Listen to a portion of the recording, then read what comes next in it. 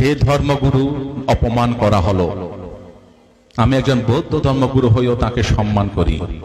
ভগবান গৌতম বুদ্ধ আমাদের বলেছেন, পূজা কুলাবাতে পূজাং বান্দাকু পাটি বান্ধানাং। যারা সম্মানীয় ব্যক্তিকে সম্মান করে, যারা পূজনীয় ব্যক্তিকে পূজা করে, তারা পূজা সম্মান লাভ করে থাকে। নবীজি কিরকম মানুষ ছিলেন আপনারা অনেকে জানেন। অনেকে মনে করে যে নবীজি খুব কঠোর মানুষ ছিলেন। না, নবীজি হযরত মুহাম্মদ সাল্লাল্লাহু আলাইহি ওয়াসাল্লাম তিনি ছিলেন পয়গম্বর, মানুষের প্রতি অত্যন্ত দরদি। নবীজির এই আদর্শটা আমাদের কাছে উদ্দেশ্য, এই নবীজির এই আদর্শটা আমাদের কাছে আদর্শ। এই আদর্শের মধ্য দিয়ে নবীজি ভারত শুধু মক্কা মদিনা নয়, সারা বিশ্বকে ইসলাম ধর্মের মধ্যে প্রবর্তিত করেছিলেন। সেই নবীজির নামে কুরুচিকর মন্তব্য যাকে নিয়ে করলেন, মা আয়েশা। তিনি ছিলেন তৎকালীন সর্বশ্রেষ্ঠ গুণী বৌদ্ধ মহিলা। আপনারা অনেকে জানেন যে আমাদের নবীজির প্রায় 11 জন বিবি ছিল, তার মধ্যে সবচেয়ে কনিষ্ঠ ছিলেন আয়েশা মা। এই আয়েশা ছিলেন সবচেয়ে জ্ঞানী এবং গুরুগম্ভীর ভদ্র মহিলা, যিনি পবিত্র আল কোরআন নবীজির পরে এই ভারত মক্কা মদিনার মধ্যে তিনি আল হাদিসকে তিনি রপ্ত করেছিলেন এবং সেগুলো প্রসার করার দায়িত্ব নিয়েছিলেন সেই মা আয়েশা।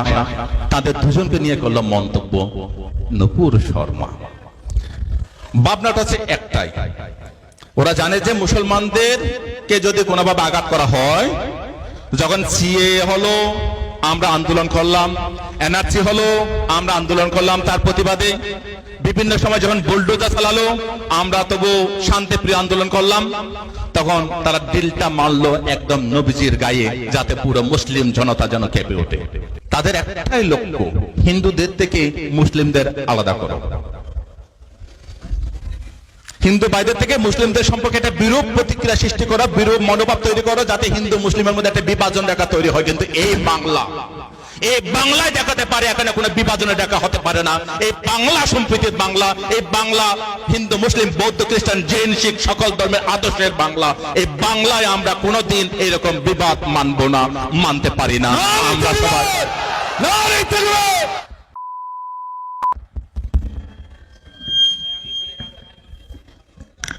আমাদের ভালোভাবে জেনে নেওয়া দরকার। আমরা সকলেই জানি বৌদ্ধ ধর্মগুরু মাননীয় অরুণজ্যোতি মহাশয়, ইনি বৌদ্ধ ধর্মগুরু। ওনাকে পেয়ে আমরা অনেক ধন্য। উনি আপনাদের সম্মুখে বক্তব্য রাখছেন। বিসমিল্লাহির রহমানির রহিম। আপনাদের সকলকে পশ্চিমবঙ্গ সরকারের সংখ্যালঘু কমিশনের পক্ষ থেকে এবং বৌদ্ধ ধর্মের পক্ষ থেকে আন্তরিক অভিনন্দন জ্ঞাপন করছি। আমি আন্তরিকভাবে কৃতজ্ঞতা জ্ঞাপন করছি মিনাখা ব্লক 2 উলেমা পরিষদের সকল মাননীয় নেতৃবৃন্দ, এই এলাকার যিনি জননেতা তাজউদ্দিন মোল্লা সাহেব, আমার ভাই গিয়াসউদ্দিন সাহেব, শফিকুল ইসলাম সাহেব, যারা আজকে আমাকে যথেষ্ট সম্মান দিয়ে এই মঞ্চে নিয়ে আসলেন, তাদের সকলকে আমি কৃতজ্ঞতা জ্ঞাপন করছি। মঞ্চে উপস্থিত আছেন অনেক মাননীয় নেতৃবৃন্দ, রুহুল আমিন সাহেব, মাস্টার মশাই আছেন, আমাদের মুজাফফর হোসেন সাহেব, জিয়ারুল ইসলাম সাহেব সহ অনেক জ্ঞানী মানুষ, এবং আমার আগেই যিনি আপনাদের মনের মন্দিরে কথাগুলো এখানে উপস্থাপন করলেন, আমার বোন স্বপ্না অত্যন্ত সুন্দরভাবে আপনাদের কাছে তুলে ধরেছেন বর্তমান পরিস্থিতির প্রেক্ষাপটে। আপনারা যারা আমার প্রিয় মা বাবা ভাই ও বোনেরা উপস্থিত হয়েছেন, আপনাদের সকলকে আমি শুভেচ্ছা জানাচ্ছি। যে কারণে আজকের এই সভা, আনন্দ তো নয়, এই কারণে এটা অত্যন্ত কষ্টের যে মানুষটাকে নিয়ে এরকম কুরুচিকর মন্তব্য করা হলো, সেই মানুষটি তো সাধারণ মানুষ নন, তিনি হচ্ছেন আমাদের মহান আল্লাহর প্রেরিত পুরুষ হযরত মুহাম্মদ সাল্লাল্লাহু আলাইহি ওয়াসাল্লাম। তার জীবন গাথা তার জীবন প্রণালী, সে মক্কা মদিনা থেকে শুরু করে তাই তিনি যেভাবে আল্লাহর ওহী লাভ করেছিলেন, 27 রমজানে যে কোরআন নাজেল করা হলো তার মাধ্যমে মহান আল্লাহ সে নবীজির জীবন যে অত্যন্ত সুন্দর, পবিত্র এবং সকলের মনোমুগ্ধকর, এবং তিনি শুধু ইসলাম ধর্মের নয়, তিনি সকল ধর্মের মানুষকে ভালোবাসতেন, তার অজস্র প্রমাণ রয়েছে। সেরকম মানুষ সম্পর্কে মন্তব্য করা, তাকে ছোট করার চেষ্টা করা, তার সম্পর্কে কুরুচিকর মন্তব্য করা, এটা শুধুমাত্র মুসলিম সমাজের উপর আঘাত নয়, এটা আমরা যারা ভারতবর্ষের সাধারণ মানুষ আছি, যারা সম্প্রীতির মানুষ আছি, যারা আমরা বিশ্বাস করি ভারতবর্ষে যতটুকু অধিকার হিন্দুদের রয়েছে ততটুকু অধিকার রয়েছে মুসলমানদের, সে মানুষগুলোর কাছে অত্যন্ত কষ্টের, অত্যন্ত বেদনার। তাই একজন বৌদ্ধ ধর্মগুরু হয়েও আমি মহামানব গৌতম বুদ্ধ, আপনারা অনেকে নাম শুনে থাকবেন, যে মহামানব গৌতম বুদ্ধ যীশু খ্রিস্টদের জন্মের প্রায় 600 বছর আগে এই ভারতবর্ষে সাম্যবাদ প্রতিষ্ঠা করেছিলেন, মানুষের মধ্যে ইকুয়ালিটি প্রতিষ্ঠা করেছিলেন, মানুষের মধ্যে হিউম্যানিটি প্রতিষ্ঠা করেছিলেন, মানুষের মধ্যে মানবাধিকারের সূচনা করেছিলেন। সে ভগবান গৌতম বুদ্ধের একজন আমি শিষ্য, যে বুদ্ধ বলে গেছিলেন অহিংসা পরম ধর্ম। এই অহিংসা পরম ধর্মের আদর্শ আমরা যুগে যুগে দেখতে পাই সকল মানুষের মধ্যে। তাই নবীজি কিরকম মানুষ ছিলেন যদি আপনারা যদি একটু সবাই জানেন, যারা এখানে আছেন আমার থেকে অনেকে আল কোরআন সম্পর্কে ভালো জানেন, অনেকে পবিত্র হাদিস সম্পর্কে ভালো জানেন। আমিও কখনো কখনো এই আল হাদিস আল কোরআন একটু নাড়াচাড়া করে একটু পড়াশোনা করার চেষ্টা করি। আপনারা জেনে সুখী হবেন যে আমরা বিশ্বাস করি, প্রথমে আমি আপনাদের প্রত্যেককে, যারা আমাদের সংখ্যালঘু সম্প্রদায়ের মানুষ আছেন, প্রত্যেকে আন্তরিক ধন্যবাদ, কৃতজ্ঞতা জ্ঞাপন করব।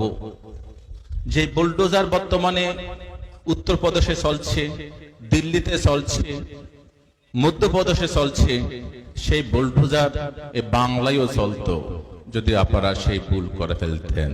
আপনারা ভুল করেননি, আপনারা সাম্প্রদায়িক শক্তিকে হটাবার জন্য বাংলার মা মাটি মানুষকে ক্ষমতা এনেছেন, তার জন্য আপনাদের সকলকে আন্তরিক কৃতজ্ঞতা জ্ঞাপন করছি। আমাদের এই ভারতবর্ষে 29টা রাজ্য রয়েছে, 29টা রাজ্যের 29 জন মুখ্যমন্ত্রী রয়েছেন।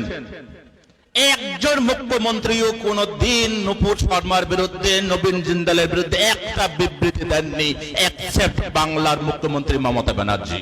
তিনি বলেছিলেন যে এই নূপুর শর্মাকে অবিলম্বে অ্যারেস্ট করে শাস্তি দিতে হবে। একমাত্র মুখ, সেটা হচ্ছে মমতা ব্যানার্জি, যিনি প্রত্যেক ধর্মের মানুষকে ভালোবাসেন। তাই তিনি নবীজির এই অসম্মানকেও তার টুইটের মধ্য দিয়ে তিনি প্রতিবাদ জানিয়েছিলেন, আর একজন মুখ্যমন্ত্রীও প্রতিবাদ করেননি। আজকে এই কথার মধ্য দিয়ে, নবীজিকে অসম্মানের মধ্য দিয়ে লাভটা কার হলো? সত্যি কি হিন্দুদের লাভ হয়েছে? যদি হিন্দুদের লাভ হতো, স্বপ্না বাদুড়ি এখানে এসে এত সুন্দর কথা বলতেন না। হিন্দুদের কোনো লাভ হয়নি। আমরা যারা ভারতবাসী এসে আমাদের লাভ হয়েছে না, তাও হয়নি। কারণ ভারতবর্ষের সুনাম সুখ্যাতি, ভারতবর্ষের ঐতিহ্য, ধর্ম নিরপেক্ষতা, যে আমি যখন রাস্তা দিয়ে আসছিলাম তখন কোন একজন বক্তা বলছিলেন যে এই ভারতবর্ষের সংবিধান আমাদের বাবা সাহেব ডক্টর বি.আর. আম্বেদকর দিয়ে গেছিলেন, যে ভারতবর্ষের সংবিধানের সর্বধর্ম সমন্বয়ের কথা বলা হয়েছে, যে ভারতবর্ষের সংবিধানের সার্বভৌমত্বের কথা বলা হয়েছে, বা মানুষের স্বাধীনতার কথা বলা হয়েছে। সেই জায়গায় দাঁড়িয়ে আমরা প্রতি পদে পদে এখন ভারতবর্ষের এই সংবিধানকে পদানত করার চেষ্টা করছি আমাদের কেন্দ্রের সরকার, বিজেপি সরকার। কে কি খাবে, কে গরুর মাংস খাবে, কে ছাগলের মাংস খাবে, সেটা নির্ধারণ করে দেবে সরকার। কে চলবে, কে নামাজ পড়বে, কে মন্দিরে যাবে, সেটা নির্ধারণ করে দেবে সরকার। এটা সরকারের কাজ নয়। সরকারের কাজ হচ্ছে মানুষকে ভালোবাসা। ভারতবর্ষের সকল নাগরিক যারা এই ভারতবর্ষের ভোটাধিকার রয়েছে, এই ভারতবর্ষের নাগরিকতা রয়েছে, তাদের সকলের মান সম্মান, তাদের প্রাণের দায়িত্ব নিয়ে কাজ করার দায়িত্ব রয়েছে সরকারের। কে খাবে, কে পড়বে, কে কি বলবে না বলবে, তার দায়িত্ব সরকারের নয়। আমরা দুর্ভাগ্য। 2014 সালে যে সরকার ইউপিএ কে ক্ষমতা থেকে সরিয়ে এনডিএ সরকার আসলো, আপনারা খেয়াল করেছেন? প্রথমে করেছিল এনআরসি, তারপরে করেছে সিএএ। এগুলো করার পরে তারপরে রামনবমী থেকে মসজিদে তেরঙ্গা পতাকা লাগানো, তারপরে শুরু করেছে জয় শ্রীরাম ধ্বনি দিয়ে আদিবাসী, সংখ্যালঘু, মুসলিম, দলিত বিভিন্ন জনকে বিভিন্নভাবে কষ্ট দেয়া। তারপর শুরু করেছে ধর্মগুরুকে নিয়ে অপমান করা। যে ধর্মগুরু অপমান করা হলো, আমি একজন বৌদ্ধ ধর্মগুরু হয়েও তাকে সম্মান করি। ভগবান গৌতম বুদ্ধ আমাদের বলেছেন পূজা কুলাবাতে পূজাং বান্দাকু পাটি বান্ধানাং। যারা সম্মানীয় ব্যক্তিকে সম্মান করে, যারা পূজনীয় ব্যক্তিকে পূজা করে, তারা পূজা সম্মান লাভ করে থাকে। নবীজি কিরকম মানুষ ছিলেন আপনারা অনেকে জানেন। অনেকে মনে করে যে নবীজি খুব কঠোর মানুষ ছিলেন। না, নবীজি হযরত মুহাম্মদ সাল্লাল্লাহু আলাইহি ওয়াসাল্লাম তিনি ছিলেন পয়গম্বর, মানুষের প্রতি অত্যন্ত দরদি। আপনারা জানেন সেই সময় ইহুদিদের সাথে যে মক্কা মদিনায় যে লড়াই চলছিল, ইহুদিরা ছিল আমাদের নবীজির প্রধান এবং প্রথম শত্রু। সেই একই দুই ইহুদি ভদ্র মহিলা নবীজিকে একদম দেখতে পারতেন না। নবীজি যেদিন যে পদ্মরে প্রতিদিন নামাজ আদায় করতে মসজিদে যেতেন, সেই ভদ্র মহিলা কি করতেন? ইহুদি ভদ্র মহিলা তিনি প্রতিদিন দুনিয়ার নোংরা জিনিসগুলো সব রাস্তার মধ্যে নেতা দিতেন। কেন? নবীজি তো উঠু পাক করে নামাজ পড়তে যাচ্ছেন, তার প্রতি মধ্যে যদি ময়লা থাকে তাহলে তার নাপাক হয়ে যাবেন, নামাজ জায়েজ হবে না। সেই ভদ্র মহিলা, ইহুদি ভদ্র মহিলা তাই ভাবতেন। কিন্তু নবীজি তিনি তো মন শুদ্ধ, অন্তর শুদ্ধ, তিনি গিয়ে নামাজ আদায় করতেন। প্রতিদিন তাই হতো, প্রায় চলছিল। একদিন নবীজি যখন যাচ্ছেন, দেখলেন যে সেই জায়গার মধ্যে কোনো ময়লা নেই, রাস্তা পরিষ্কার। নবীজি ভাবলেন কি হলো, এই ভদ্র মহিলা কোথায় গেলেন, যিনি প্রতিদিন আমার নামাজে যাবার পথে ময়লা ফেলতেন, কাদা ফেলতেন, নোংরা ফেলতেন। তিনি খবর নিলেন তিনি কোথায় থাকেন।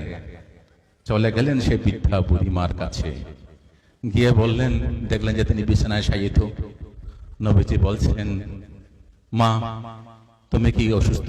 বলছে, হ্যাঁ বাবা, তুমি কি? বলছে, আমি সেই হযরত মুহাম্মদ, যিনি প্রতিদিন নামাজ আদায় করতে যাওয়ার সময় তুমি নাপাক করার জন্য ময়লা ফেলতে। আজকে আমি দেখলাম রাস্তার মধ্যে কোনো ময়লা নেই, কোনো কাদা নেই। আমি বুঝতে পারলাম তুমি আর কোনো ক্ষতি হয়েছে, তোমার কোনো অসুবিধা হয়েছে, তাই তোমাকে আমি দেখতে ছুটে আসলাম। আমি আল্লাহর কাছে দোয়া করছি, মা তুমি সুস্থ হয়ে যাও, তুমি ভালো হয়ে যাও। এটাই হচ্ছে নবীজি। নবীজির এই আদর্শ তো আমাদের কাছে উদ্দেশ্য, এই নবীজির এই আদর্শ তো আমাদের কাছে আদর্শ। এই আদর্শের মধ্য দিয়ে নবীজি ভারত, শুধু মক্কা মদিনা নয়, সারা বিশ্বকে ইসলাম ধর্মের মধ্যে প্রবর্তিত করেছিলেন। সেই নবীজির নামে কুরুচিকর মন্তব্য যাকে নিয়ে করলেন, মা আয়েশা। তিনি ছিলেন তৎকালীন সর্বশ্রেষ্ঠ গুণী ভদ্র মহিলা। আপনারা অনেকে জানেন যে আমাদের নবীজির প্রায় 11 জন বিবি ছিল, তার মধ্যে সবচেয়ে কনিষ্ঠ ছিলেন আয়েশা মা। এই আয়েশা ছিলেন সবচেয়ে জ্ঞানী এবং গুরুগম্ভীর ভদ্র মহিলা, যিনি পবিত্র আল কোরআন নবীজির পরে এই ভারত মক্কা মদিনার মধ্যে তিনি আল হাদিসকে তিনি রপ্ত করেছিলেন এবং সেগুলো প্রসার করার দায়িত্ব নিয়েছিলেন সেই মা আয়েশা। তাদের দুজনকে নিয়ে করলো মন্তব্য নূপুর শর্মা। একটু গভীর করে ভাবুন, যারা বুদ্ধিমান আছেন একটু গভীর ভাবে ভাবুন, কেন এটা হলো? এটা কি নূপুর শর্মা করেছে? না, নূপুর শর্মাকে দিয়ে কেউ করিয়েছে। খুব ভাববেন, ভাবনাটা হচ্ছে একটাই, ওরা জানে যে মুসলমানদেরকে যদি কোনোভাবে আঘাত করা হয়, যখন সিএএ হলো আমরা আন্দোলন করলাম, এনআরসি হলো আমরা আন্দোলন করলাম, তার প্রতিবাদে বিভিন্ন সময় যখন বুলডোজার চালালো আমরা তবু শান্তিপ্রিয় আন্দোলন করলাম, তখন তারা দিলটা মারলো একদম নবীজির গায়ে, যাতে পুরো মুসলিম জনতা যেন কেঁপে ওঠে। কেঁপে ওঠে কি করবে? তাদের একটাই লক্ষ্য, হিন্দুদের থেকে মুসলিমদের আলাদা করো। হিন্দু ভাইদের থেকে মুসলিমদের সম্পর্কে একটা বিরূপ প্রতিক্রিয়া সৃষ্টি করা, বিরূপ মনোভাব তৈরি করা, যাতে হিন্দু মুসলিমের মধ্যে একটা বিভাজন রেখা তৈরি হয়। কিন্তু এই বাংলায় দেখাতে পারে, এখানে কোনো বিভাজনের দেখা হতে পারে না। এই বাংলা সম্প্রীতির বাংলা, এই বাংলা হিন্দু মুসলিম বৌদ্ধ খ্রিস্টান জৈন শিখ সকল ধর্মের আদর্শের বাংলা। এই বাংলায় আমরা কোনোদিন এরকম বিবাদ মানব না, মানতে পারি না। আমরা সবাই এক আছি, এক থাকবো। আজকে এই নুপুর শর্মা বলুন, এই সিএএ বলুন, এই এনআরসি বলুন, এইসব আন্দোলন আজকে স্বপ্ন বাদুরীকে তৈরি করে। এইসব আন্দোলন অরুণজ্যোতি বিক্ষুকে এরকম মুসলিম সমাজে নিয়ে আসে। আমি আসার আগেই আজকে ধর্মতলায় রানী রাসমণি রোডে আমাদের জমিয়তুল উলামা হিন্দের প্রায় 2 লক্ষ মানুষের সমাবেশ ছিল। সেখানে আমরা মিটিং করে এখানে আসলাম। তো এই আন্দোলন আপনাদেরকে অবশ্যই করতে হবে। এটা কিন্তু শেষ নয় মুসলিম ভাই বোনেরা, এটা কিন্তু শেষ নয়। এরপর আরো বড় আঘাত আসবে, এরপর আরো বড় আঘাত আমাদের জন্য অপেক্ষা করছে, খেয়াল রাখবেন। কিন্তু কখনো কোন অবস্থায় যারা নবীজিকে ভালোবাসেন, যারা আল হাদিসকে ভালোবাসেন, যারা আল কোরআনকে ভালোবাসেন, তারা কখনো আইন হাতে তুলে নেবেন না। শান্তিভাবে, শান্তিপ্রিয়ভাবে আন্দোলন করবেন। কখনো ভাববেন না যে আপনাদের থেকে যারা গাড়ি করে যাচ্ছে সেই মানুষগুলো আলাদা। তারা ভাববেন সবাই আল্লাহর প্রেরিত পুরুষ, তারা আমাদের ভাই। তাই কোন গাড়ি ভাঙা, কোন থানাতে আগুন দেওয়া, কোন গাড়িতে আগুন দেওয়া, এই কাজ কখনো করতে যাবেন না। আপনারা এখানে আছেন, যারা আজকে এখানে প্রায় কয়েক হাজার মানুষ আছেন, আপনারা প্রত্যেকে এক একজন আল্লাহর মেসেঞ্জার হন, নবীজির মেসেঞ্জার হন, আল হাদিসের মেসেঞ্জার হন, আল কোরআনের মেসেঞ্জার হন। আমাদের একটাই লক্ষ্য, আমাদের নবীজির বিরুদ্ধে যে আন্দোলন, যে কুরুচিকর মন্তব্য হয়েছে, আমরা তার অবশ্যই প্রতিবাদ করব, তাকে আমরা ধিক্কার জানাবো, তার জন্য আমরা বিক্ষোভ করব। যতক্ষণ নুপুর শর্মা এবং নবীন জিন্দাল গ্রেফতার না হবে, ততক্ষণ আমাদের আন্দোলন শান্তিপ্রিয়ভাবে সারা বাংলা নয়, সারা ভারতবর্ষে নয়, সারা বিশ্বের মধ্যে চলছে, এই আন্দোলন চলবে। কিন্তু ভাইয়েরা সবসময় মাথা রাখবেন যে আমরা কখনো অশান্ত হব না, আমরা কখনো ভাঙচুরের রাস্তায় যাব না। সেই দিন যখন আসবে তখন ডাক আসবে, যেদিন জিহাদ ঘোষণা হবে সেদিন নামবেন। এখন নয়, এখন সময় নয়। আমাদেরকে মাথায় রাখবেন যে আমাদের হিন্দু মুসলিমদের মধ্যে আলাদা বিভাজন রেখা তৈরি করে 2024 ইলেকশন জেতার পায় তারা করছে এই সরকার। 2024 ইলেকশন যখন সামনে আসছে, তখন এইরকম কাণ্ডগুলো ঘটায়। আপনারা খেয়াল করবেন, প্রতিবার ইলেকশন আগে এরকম কাণ্ড ঘটাবে। হিন্দু মুসলিম আলাদা করে হিন্দু ভোটগুলোকে একটা করার চেষ্টা করবে। তাই আপনারা সবসময় চেষ্টা করবেন। নবীজি কি করতেন? আপনাদের আজকে নবীজির জন্য আমরা গলা পাঠাচ্ছি, সেই নবীজি কিরকম মানুষ ছিলেন? তিনি কি করতেন? তার রাস্তায় যখন কাঁটা ফেলা হতো, তিনি কাঁটা বিশেষ সরিয়ে দিতেন। তিনি কারো রাস্তায় কোনোদিন কাঁটা হয়ে দাঁড়াননি। তিনি কি বলেছেন? তিনি বলেছেন যে তোমার প্রতিবেশী, তিনি ইহুদি হতে পারে, তিনি কুরাইশ হতে পারে, তিনি নন মুসলিম হতে পারে, কিন্তু তোমার প্রতিবেশী যদি নাকিয়ে ঘুমিয়ে থাকে, তুমি যদি খাও, সেটা তোমার জায়েজ হবে না। কত বড় কথা যে তুমি তোমার প্রতিবেশীকে ভালোবাসো, তোমার প্রতিবেশীর প্রতি তুমি সম্মান করো। এই রকম কথাগুলো নবীজির মুখ থেকে বেরিয়েছিল। আপনারা জানেন, একদিন এক ইহুদির লাশ নিয়ে যাওয়া হচ্ছিল। হযরত মুহাম্মদ সাল্লাল্লাহু আলাইহি ওয়াসাল্লাম তিনি দেখতে পেলেন যে একটা লাশ যাচ্ছে। নবীজি সরে দাঁড়ালেন, তাকে তার জন্য আল্লাহর কাছে দোয়া করলেন। তখন তার যারা সখী ছিল, যারা সহচর ছিল, তারা বলছেন, নবীজি, হযরত মুহাম্মদ আপনি এটা কি করছেন? এতে বিধর্মী লাশ, আপনি বিধর্মীর জন্য এটা কেন করছেন? তখন নবীজি বলেছিলেন যে এই একজন মানুষ, মানুষ হিসেবে তার মঙ্গল কামনা করা, দোয়া করা আমার কর্তব্য। আমি সেই দোয়া করছি। তিনি হতে পারে ইহুদি, তিনি হতে পারে নন মুসলিম। তো সেই রকম আমাদের নবীজির প্রতি যদি অসম্মান করা হয়, কুরুচিকর মন্তব্য করা হয়, তাহলে আমরা কখনো চুপ থাকতে পারি না। এটাই মাথা রাখবেন। এই বাংলায় আমরা হিন্দু মুসলিম বৌদ্ধ খ্রিস্টান জৈন শিখ আমরা একতাবদ্ধ হয়ে আছি, একতাবদ্ধ হয়ে থাকবো। আমরা এই যে আপনার গত বছর এবং এই বছর পরপর 3 বছর আমরা আমার টালিগঞ্জ বুদ্ধ মন্দিরে রমজান মাসের আমি রোজার ব্যবস্থা করেছি। এই বছর 2 বার করেছি। অর্থাৎ ইফতার যারা করেছে, রোজা যারা রেখেছে, তাদের ইফতার খাইয়েছি আমি। ইফতার আমিও নিজেও এই ইফতারের বিভিন্ন জায়গায় সামিল হয়েছি। আপনারা দেখতে পাবেন এই বাংলায় যে সম্প্রীতি রয়েছে, এটা কিন্তু সারা ভারতবর্ষে কোথাও পাবেন না, তেমন নেই। বাংলায় একটাই মুখ আছে। আপনারা যে পার্টি করুন, কেউ আইএসএফ করতে পারেন, কেউ সিপিএম করতে পারেন, কেউ কংগ্রেস করতে পারেন, কেউ বা তৃণমূল নাও করতে পারেন, কিন্তু বাংলার যে নেত্রী একটা রয়েছেন, ভাগিনী একটা রয়েছেন, সেটা হচ্ছে মমতা ব্যানার্জি। যিনি নিজের অন্তর থেকে লড়াই করে বাংলাকে যেমন জয় করেছেন, ভারতবর্ষকে জয় করার জন্য কাজ করছেন, এবং এই বাংলায় শান্তি সম্প্রীতি হিন্দু মুসলিম যেন ভাগাভাগি না হয় তার জন্য কাজ করে যাচ্ছেন। অন্তত তার প্রতি দায়িত্ব প্রয়ণ হয়ে আপনারা কখনো ভাঙচুরের রাস্তায় যাবেন না, কখনো আপনারা কারো ক্ষতি করার চেষ্টা করবেন না। নবীজিকে ভালোবেসে নবীজির আদর্শের মানুষ যারা আমরা, আমাদেরকে সবাইকে নিয়ে একত্র হয়ে একতাবদ্ধ হয়ে আমাদেরকে কাজ করতে হবে। তাহলে দেখবেন আল্লাহ তাআলা আমাদের সকলকে দোয়া করবেন। আমাদের যে আবদার, আমাদের যে আবেদন, আমাদের যে প্রার্থনা, সেটা আল্লাহ তাআলা ইনশাআল্লাহ কায়েম করে দেবেন। আপনারা সকলে সেইভাবে তৈরি থাকবেন যে এইরকম সম্প্রীতি, ভালোবাসা, প্রেম, এগুলোর মধ্য দিয়ে আমরা মানুষকে জয় করব। ভগবান গৌতম বুদ্ধ তাই বলেছিলেন, আক্ষুদে না চিনে কোথাং অসাধুং সাধুনা চিনে জিনে কাদারিয়াং দানে না সাচ্ছে না আলিকা বাদে না। যে ভগবান গৌতম বুদ্ধ বলছে, হিংসা দ্বারা হিংসাকে জয় করা যায় না, ভালোবাসা প্রেম মধ্যে দিয়ে হিংসাকে জয় করতে হয়। আসুন নূপুর শর্মা এবং নবীন জিন্দালকে তাদের এই গুরুতর অপকর্মের জন্য আমরা আল্লাহর কাছে দোয়া করব, ভগবান গৌতম বুদ্ধের কাছে প্রার্থনা করব, আমরা শ্রী শ্রী রামকৃষ্ণ দেবের কাছে আমরা উপাসনা করব, যাতে এই বাংলা তথা এই ভারতবর্ষে এবং বিশ্বের মধ্যেই কোন ধর্মগুরু যেন অসম্মান অপমান না হয়। আজকে দেখতে পাচ্ছেন আমেরিকা পর্যন্ত গতকাল ভারত সরকারকে সতর্ক করেছেন যে ধর্ম নিরপেক্ষতা নষ্ট হচ্ছে। হযরত মুহাম্মদ সাল্লাল্লাহু আলাইহি ওয়াসাল্লামকে নিয়ে যে বক্তব্য পেশ করা হয়েছে সেটা আমেরিকা থেকেও প্রতিবাদ জানানো হয়েছে, চীন থেকেও প্রতিবাদ জানানো হয়েছে। প্রায় 68টি দেশ প্রতিবাদ জানিয়েছেন, শুধু আরব কান্ট্রি নয়। তো এর মধ্য দিয়ে কি হচ্ছে, আমাদের সবার মাথা হেট করে দিচ্ছে এই সরকার, আমাদের সবাইকে মাথা নিচু করে দিচ্ছে। ভারতবর্ষে যে একটা সুনাম, একটা সুযশ, একটা সুখ্যাতি ছিল, এই বিজেপি সরকার সবার মাথা নত করে দিচ্ছে, বিশ্বের কাছে ভারতবাসীর মাথা হেট করে দিচ্ছে। তাদের যে বিভাজন নীতি, তারা যে হিন্দু মুসলিমের নীতি নিয়ে হিন্দুদেরকে তুলে ধরে এটাকে হিন্দুস্তান করার চেষ্টা করছে।